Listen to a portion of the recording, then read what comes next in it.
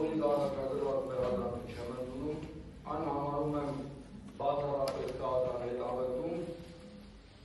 որի նպատակն է ոչ թե